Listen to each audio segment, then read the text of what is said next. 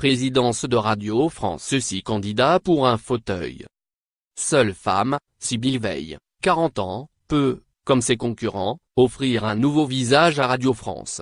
Mais seule la directrice déléguée de Radio France, chargée des opérations et des finances, peut se prévaloir de l'héritage de Mathieu Gallet et du soutien tacite de son équipe de directeurs. Elle souhaite mieux maîtriser la diffusion des contenus sur le numérique. Et propose une direction de l'investigation transversale à tout l'audiovisuel public, ainsi qu'un média global de la culture, une offre jeunesse et un média de proximité associant France Bleu et France 3. Des projets déjà en discussion entre France Télévisions, Radio France et le gouvernement. Elle est présentée par les observateurs comme favorite, ce qui inquiète ses concurrents. Certains au sein de la majorité craignent que sa nomination ne nourrisse le reproche d'un manque d'indépendance par rapport à l'exécutif. Car cette conseillère d'État est issue de la même promotion de leur qu'Emmanuel Macron. Comme son mari, Sébastien Veil, qui a participé à la campagne du futur président.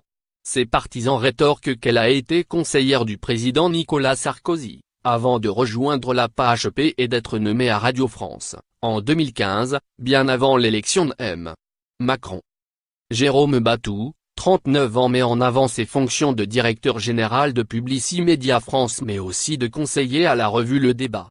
Deux fonctions jugées complémentaires, l'une lui a fait connaître l'écosystème des médias pour conseiller les annonceurs sur leurs investissements publicitaires, l'autre illustre sa formation de philosophe, tout en le classant à gauche. Il a été conseiller spécial du Premier ministre socialiste Jean-Marc Ayrault. Sans expérience dans l'audiovisuel public, il tente de se démarquer par un projet insistant sur l'aspect son de la radio, promis à la disruption par les plateformes numériques mais plein d'avenir, en raison des voitures connectées, notamment. Selon lui, le cœur radio de Radio France doit rester un média d'offre et concentrer sa puissance sur peu d'antennes. Il veut créer un levier de diversification produisant notamment des contenus pour des institutions extérieures.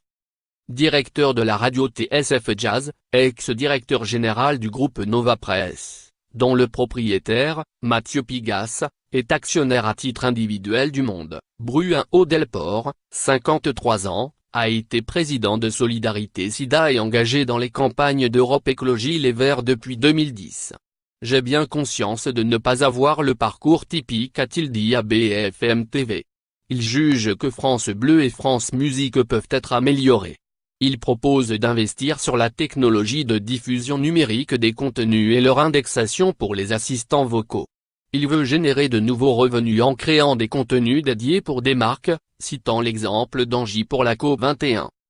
François Desnoyers, 62 ans, connaît bien la maison de la radio. Il y est entré en 1980 comme journaliste, en local. Parti en 1988.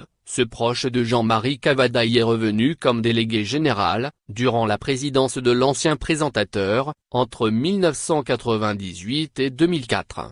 Il juge que la bataille n'est pas celle des technologies, mais des contenus pensés, que rajouter de l'image à la radio répondrait aux nouvelles demandes est une idée simpliste.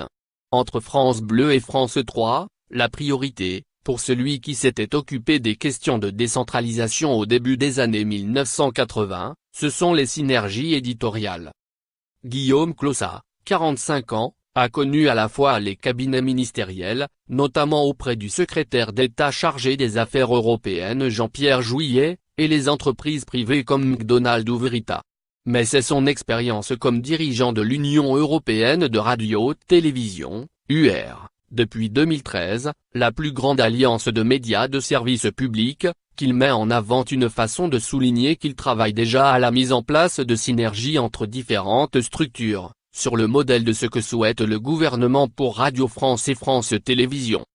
Une grande partie de la carrière de Christophe Tardieu, 53 ans, a été celle d'un numéro 2, au château de Versailles, à l'Opéra de Paris ou au Centre national du cinéma.